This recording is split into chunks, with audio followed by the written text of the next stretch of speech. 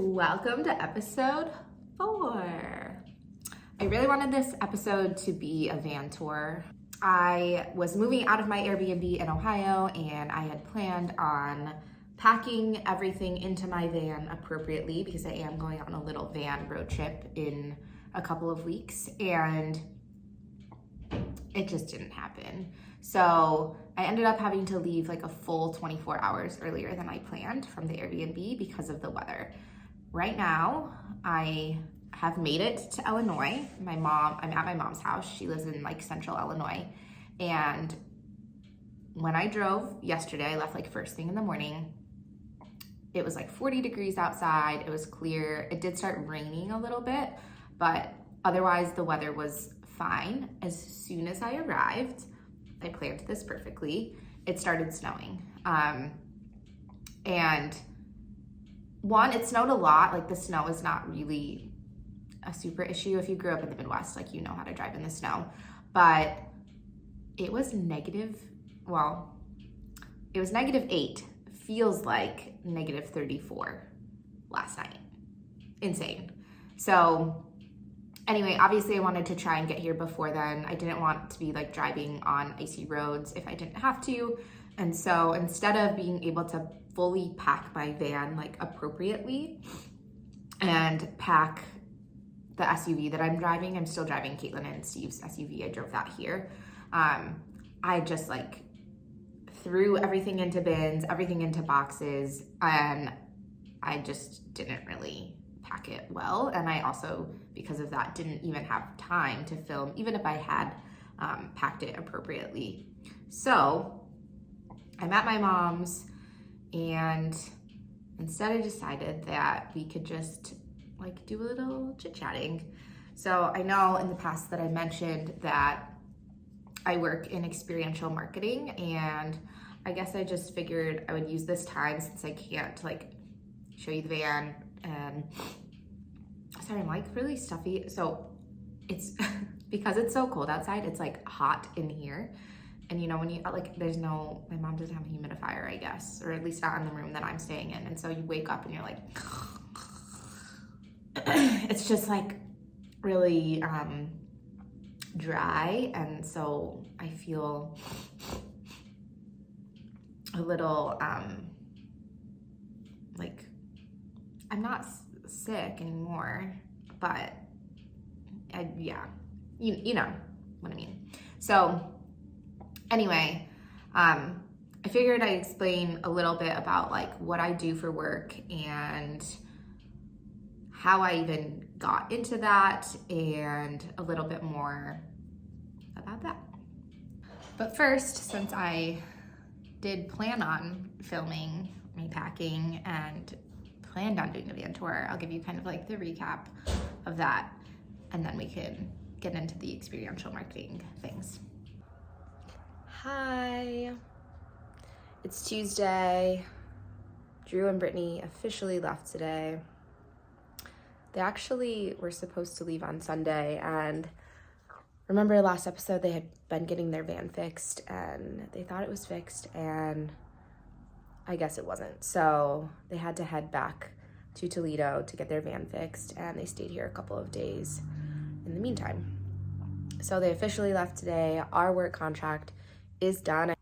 I am going to start packing the van and packing for like the next couple of weeks and like what my life will like look like.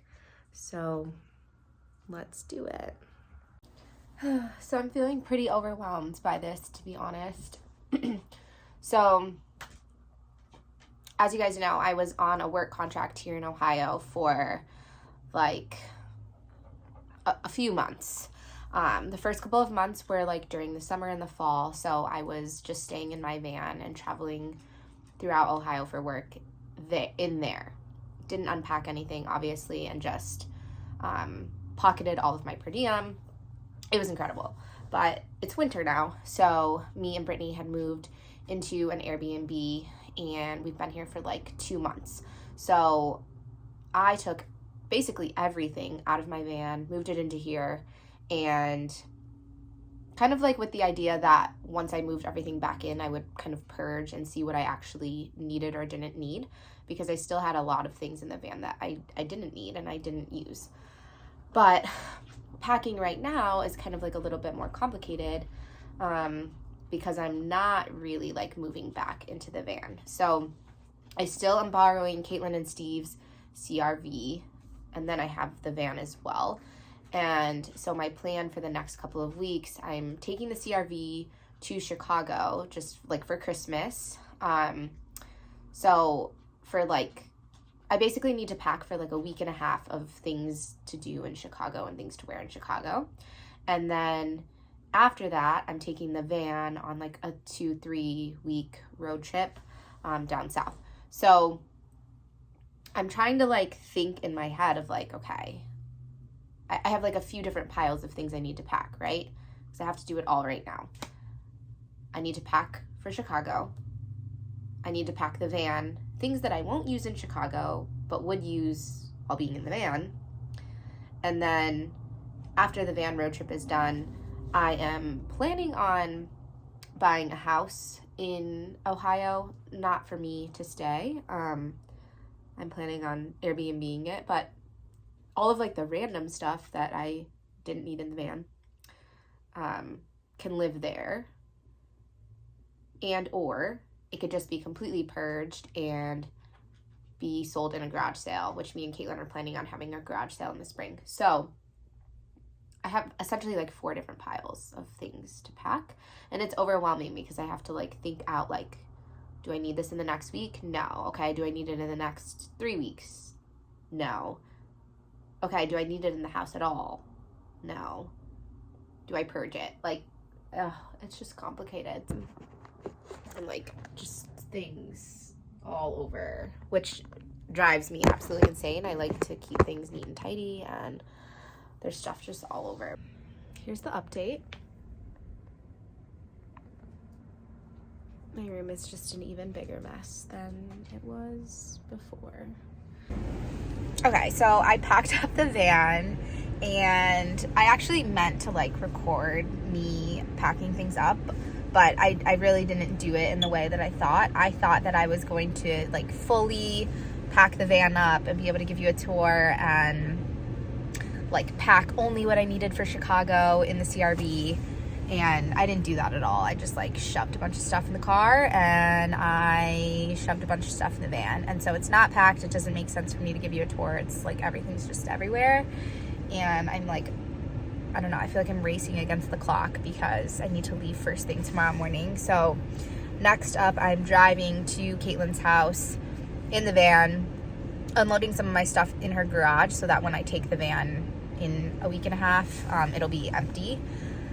Like other than just like the stuff that I need. So I'm gonna have to like kind of redo this whole thing again then. But I just need to get out before like it blizzards, and I just can't deal with that right now. And yeah, so here we are. Okay, doing the final walk through, making sure I didn't leave anything. Forgot about these potatoes, so I gotta throw those out. The dogs did this to the couch, so we need to fix that before we leave. And yeah, I think I grabbed everything. It's like empty. But it's always so stressful at the very end. You have like all of this random small stuff, and you can never be too sure. I just completed the drive to Illinois, to my mom's house. It literally just started snowing, so I made it just in time. I guess the plan, I need to like, you can see how like madness is. Like I don't need all of this stuff for a trip to Chicago. I just really didn't have time to pack appropriately. So I'm gonna bring all of this inside and organize it, I guess. And I have a bunch of stuff like that lives at my mom's house currently since I was in the van that I'm also gonna kind of try and go through and organize. Anyway, Whaley is like so upset because he's ready to get out of the car. It was like a 5 hour drive. So we're headed inside. We made it just in time. I'm excited to see like how much snow we actually get. But it's supposed to be negative 10 degrees tonight. Right now it's like 40. I think it's gonna be like perfect for me to just quickly bring this stuff inside, and then we'll see what happens tonight. It's great having help. Yes, again. All right, almost done. All right, I moved everything from the SUV into this room. Like, I know this is totally insane. I obviously don't need all of this for a trip to Illinois, but it's just, it is what it is. When you're moving, it's just hectic, and I have nowhere to put my stuff. There's stuff at Caitlin's, there's stuff in my van, there's stuff here, and I had literally like 24 hours to figure it all out. So here we are. I'll organize this better while I'm here, and then hopefully my transition into the van in like, in a week will be easy. Oh, and then the dogs are out here somewhere. Oh, there's Blue, eating probably like rabbit poop off the ground.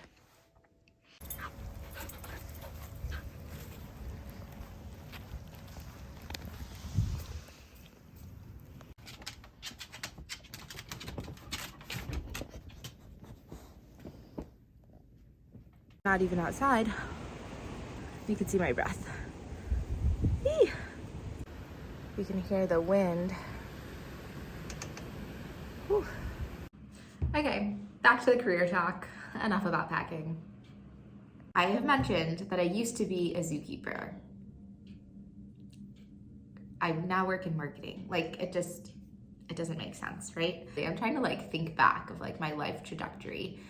So I guess in high school, I had a really great biology teacher, and he was like really encouraging about like me being a good student. I was a good student in high school. I graduated in like the top 30 kids out of like 800. So, but yeah, I'm like, you know, I was in all honors in AP classes, and I was in biology, and my teacher was just really encouraging, and I went to like science competitions, and I was like, okay, like, I mean, I didn't even know like what biology was prior to that, right? And I'm like, okay, I'm like good at this, and this is interesting. I like this, so like, I guess I must major in it in college. So when I went to college, I majored in biology, and I went to University of Illinois, like in Champaign, Big Ten, Illini. We don't have a mascot. And there was two choices for our biology. So there's molecular and cellular biology, and then there's integrative biology. And molecular and cellular was more like, it's like that nitty gritty, and mostly like people who were like pre-med and like planning on going into med school did that. And then integrative biology was more like you learn a little bit more about like animals and nature and other like bigger picture things, conservation, stuff like that. And I would say most of the people who were like going that route were going like pre-vet. I didn't really fall into either of those categories. I didn't want to be a vet. I didn't want to be a doctor. And I just was like, whatever, we'll just see where it goes. And I learned a ton in college. Like, I think my eyes were open to how many possibilities there were of like what you can do in the science field. At the same time though, my school was like a huge research school.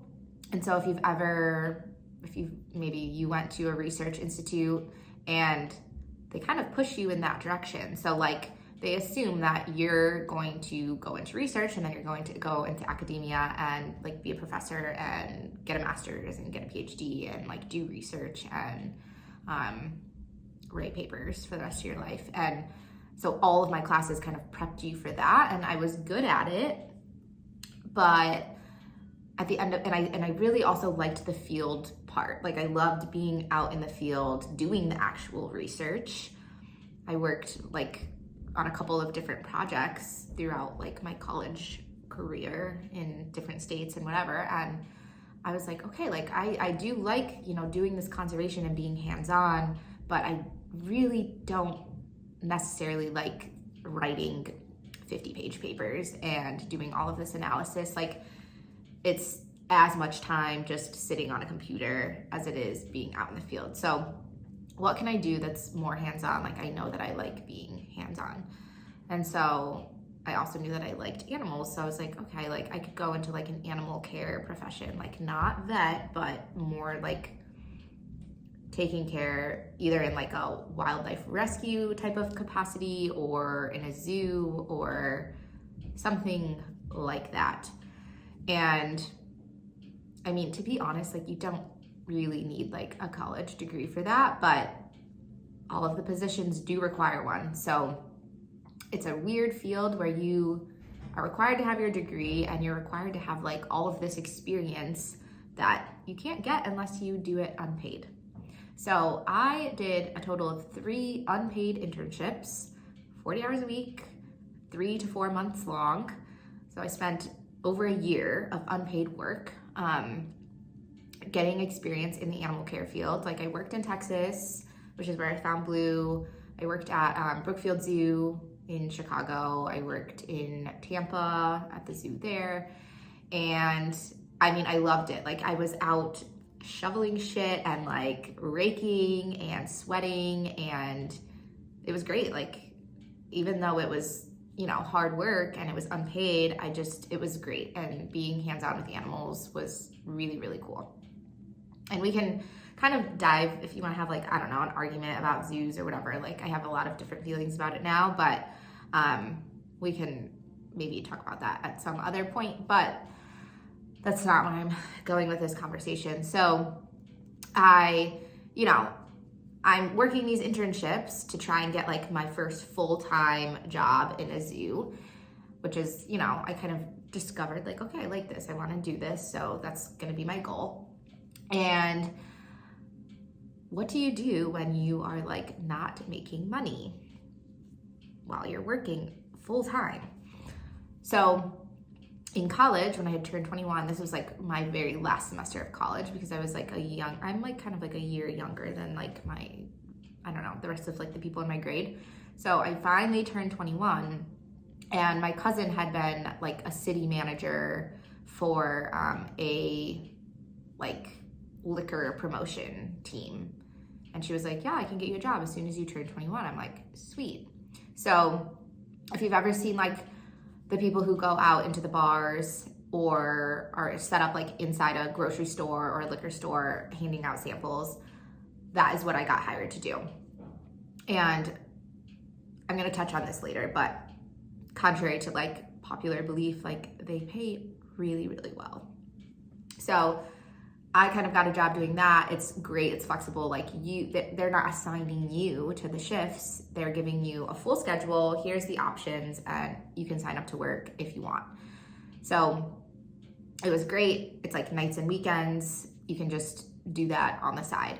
And so because I did that, I kind of got like my first glimpse into like what the experiential marketing field was and what being like a brand ambassador meant. I didn't know this field existed at all.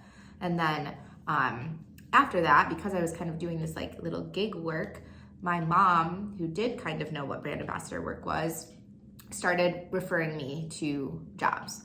And I had no clue what I was doing. I don't know what a brand ambassador is. Like, I don't know how you're supposed to act. I look back and I'm like, wow, I was probably like not a great brand ambassador, but it got my foot in the door, and I started like learning about all of these different like event staffing agencies and promotional marketing agencies and all of these gig opportunities that I didn't know existed. And you were making like, at that time, I mean, this was over 10 years ago. So you're making, with liquor, I was making like 30 an hour, I think. And then doing like brand ambassador gigs, I was making like 20 an hour. So for a college kid and someone just out of college, I'm like, this is great. You know, like your friends are making like $12 an hour. Back then, I just like, a minimum wage was still like $8 an hour. So 20 was pretty great.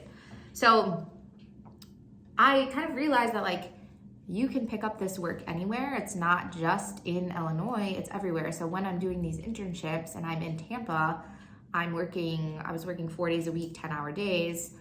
Those other 3 days, I can pick up these gigs on the side and make pretty great money. So that's what I did, and that's kind of how I got into it.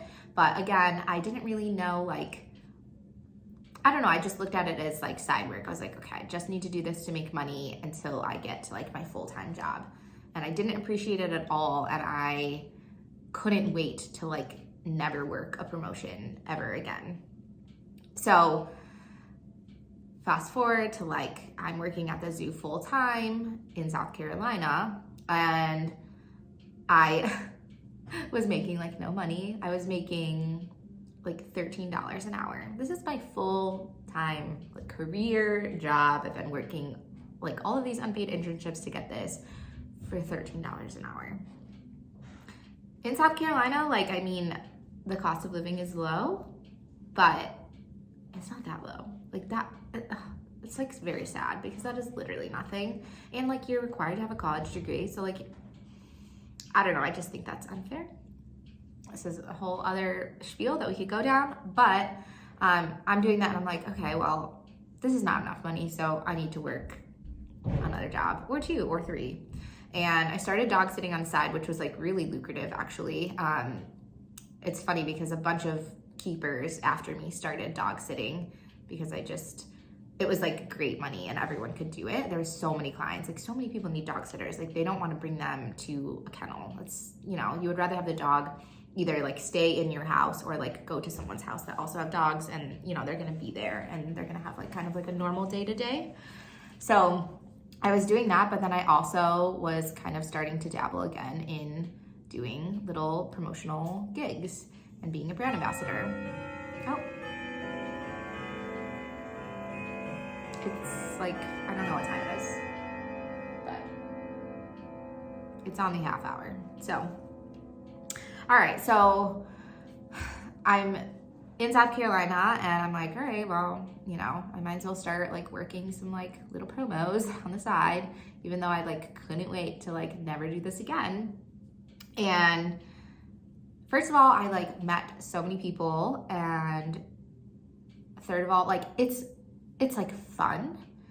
You go out to events and you feel like you're out and like about and like doing things, but you're actually making money. Your job is literally to talk to people and to interact with them and to be fun and to be friendly. And so for me, I'm more of an introvert. I don't really get like charged up by going out and being like that. But that was like my outlet for like those times that I was, you know, feeling like an extrovert. I didn't really necessarily need to go out with friends, right? I could just like go work a promo and talk to people and then like be like, okay, that was very fun. Now I'm good. Now I'm gonna go to home to lay down.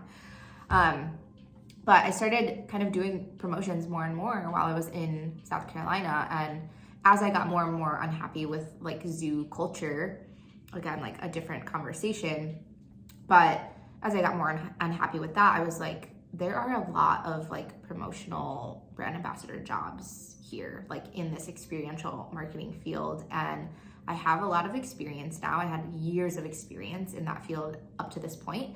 And I kind of like started working towards making the transition to doing that full time, which was a scary jump because it is gig economy.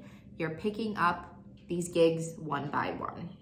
And let me like back up so you understand like a little bit more, okay? There's like the liquor promotions, which I said, like, you know, you see the people out in the bars handing out like free shots, or, you know, at the liquor store asking if you want a sample.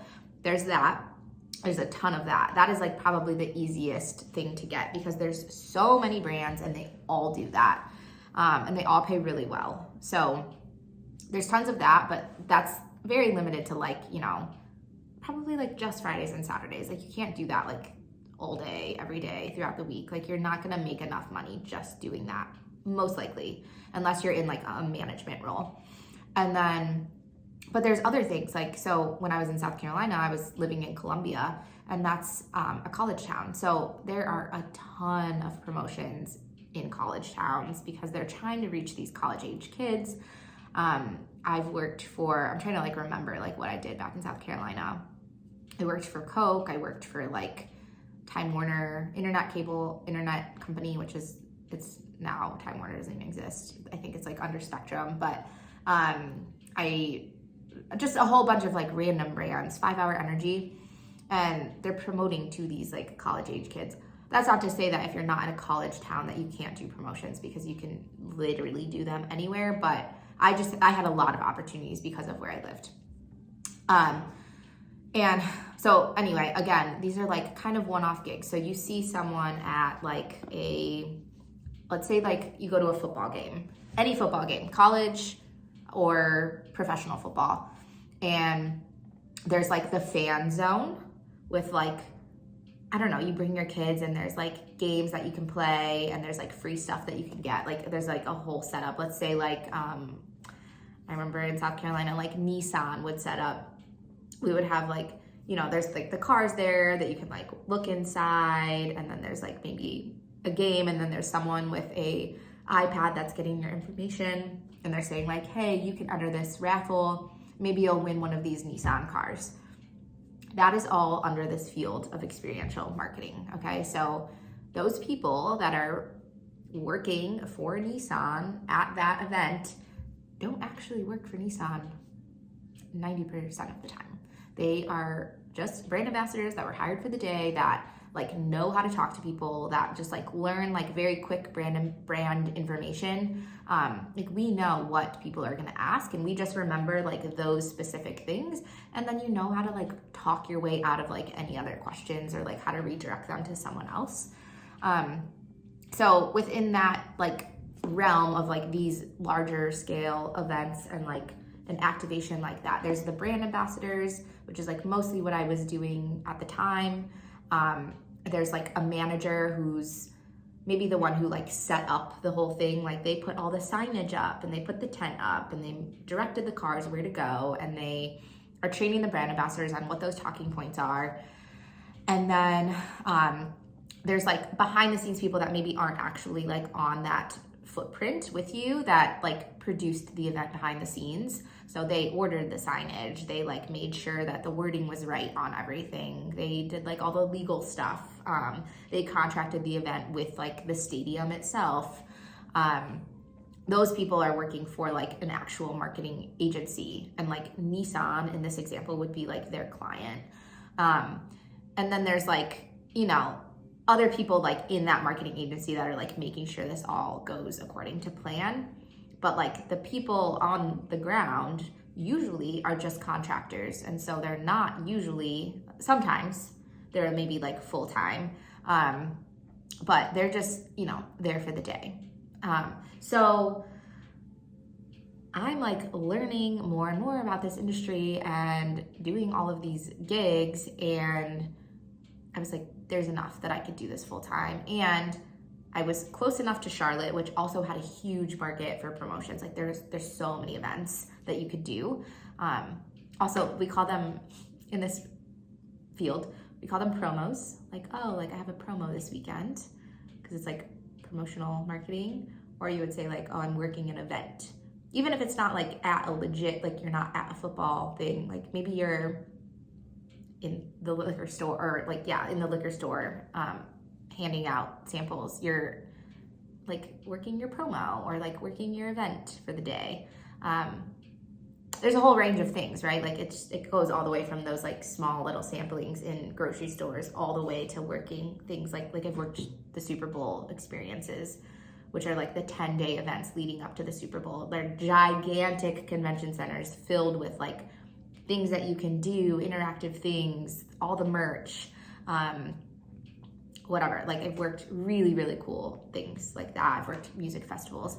So it runs like a whole gamut of experiences, but I don't know where I was going with that. Anyway, I learned that I could pick up like a lot of work and be busy pretty much all week, even not just on like Fridays and Saturdays when like big events happen. There was stuff happening all over, and there's smaller teams where like they're running pretty much full time. So a great example of that would be like a liquor promotion agency or whatever you want to call it.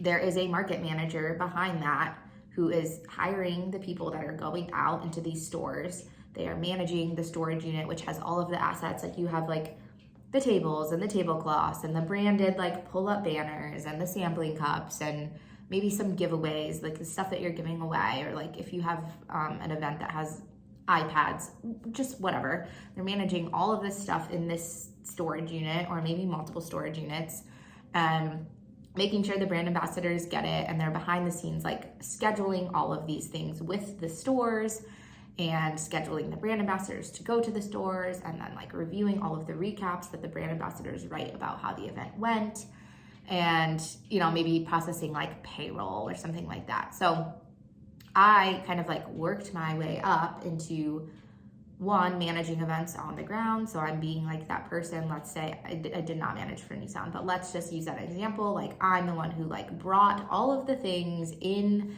a big truck or like a U-Haul or something. I brought all of the things, I set it all up, and then I made sure everything went smoothly on the ground. I took the pictures, like it looked great for the client. I worked my way up to doing that and being like the event manager, or sometimes it's a field marketing manager where, I have like a full-time kind of role doing that, and I'm at every event because they're activating like multiple times a week or every week or whatever. I was doing that, and then I also, on the other end, like did the more internal side, like the market manager or city manager jobs, where I'm on the back end, like still doing like the storage unit and hiring the brand ambassadors and like calling the stores and like doing the contracting for the events themselves, but someone else is going like on the ground and actually doing the event. So there's like a whole range of things, and like the most recent thing that I did, I was a tour manager. So the tour management jobs, I think, are like the most lucrative if you're smart, because you are on the ground and you're going from place to place and like making sure that the client is being represented in the best light in all of these places, and you're still the boots on the ground, but you get paid a per diem because you're not in your home market. So you're getting paid to be somewhere else because you're skilled and they hired you, and it is up to you how you decide to use that like per diem money.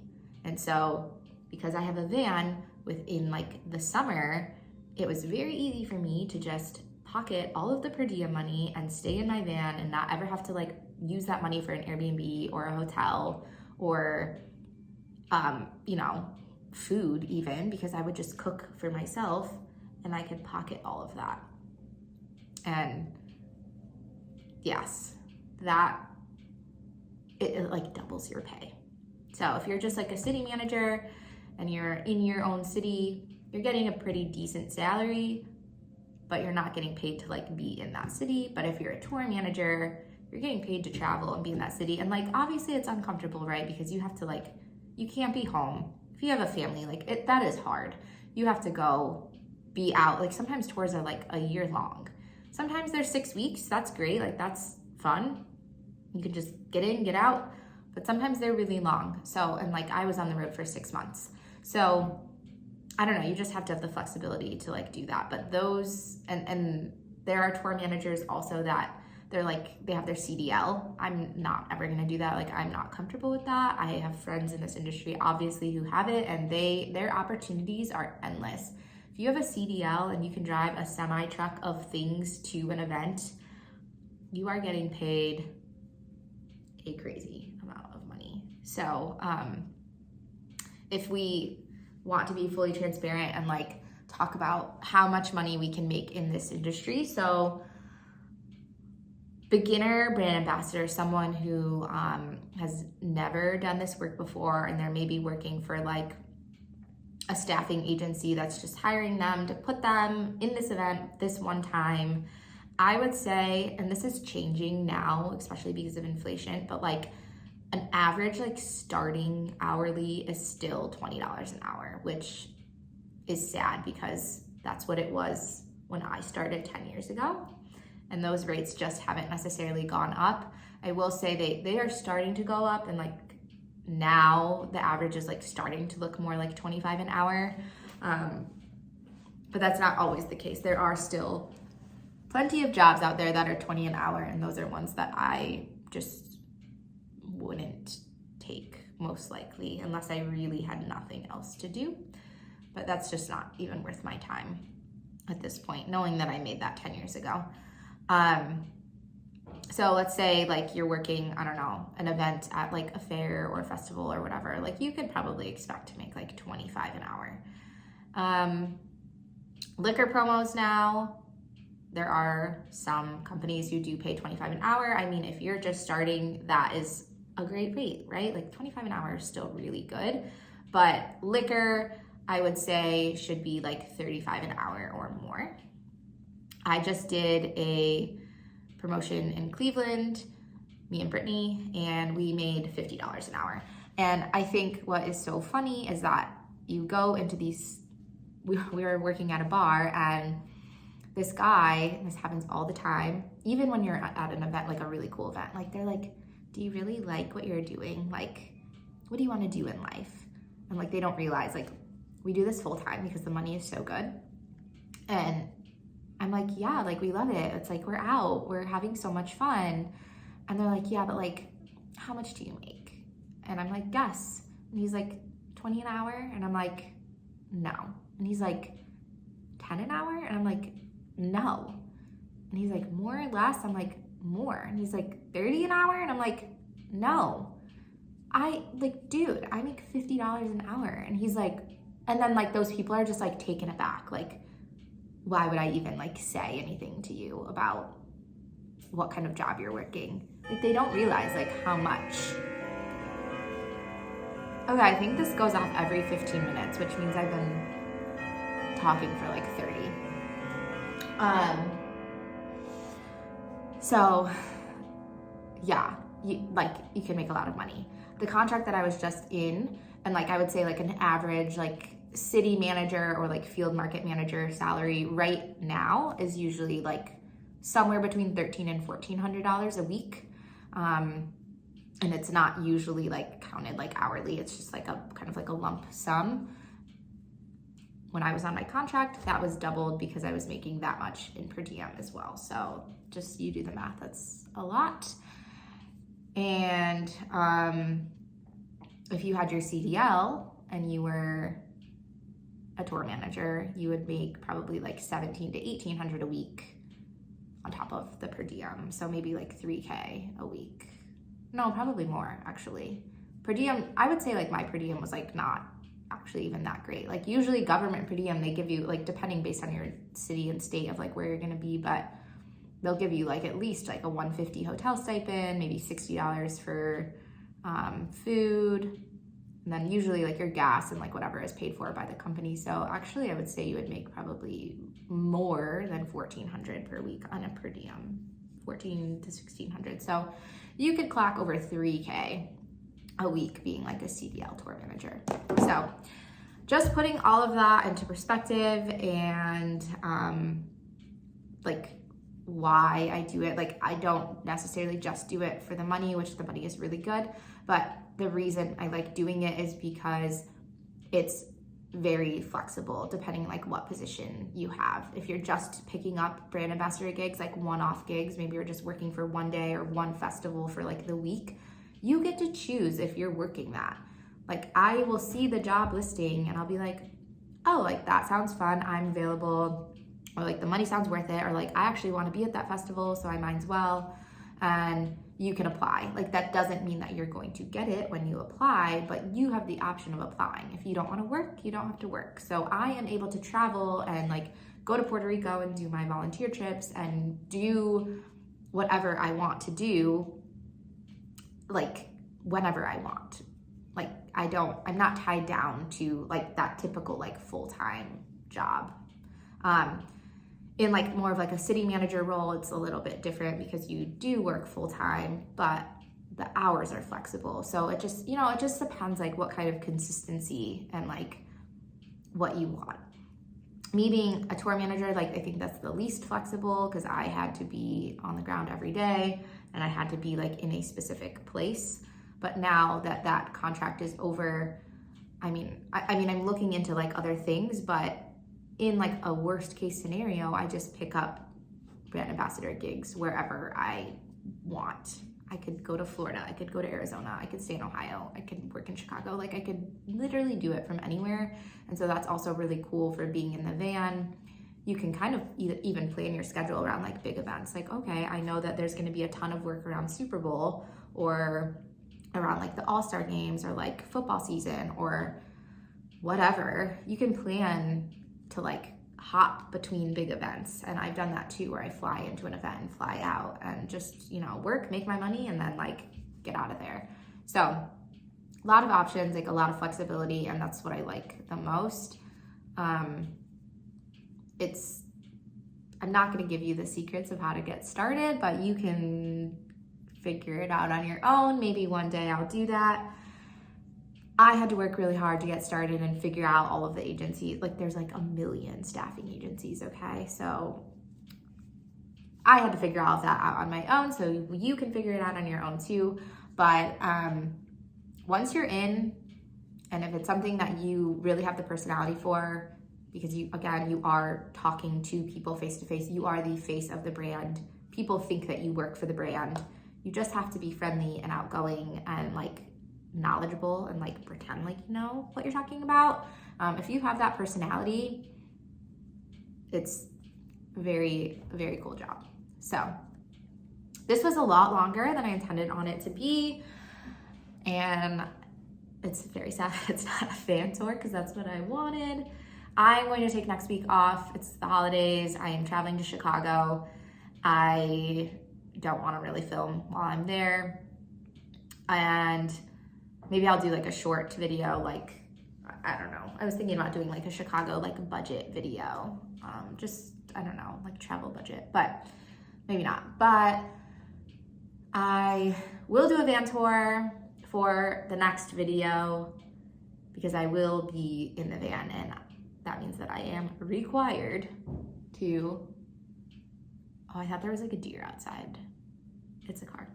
But because I will be in the van, I will be required to pack it. So that means it will be packed and I will be able to do a tour. So I'll see you then.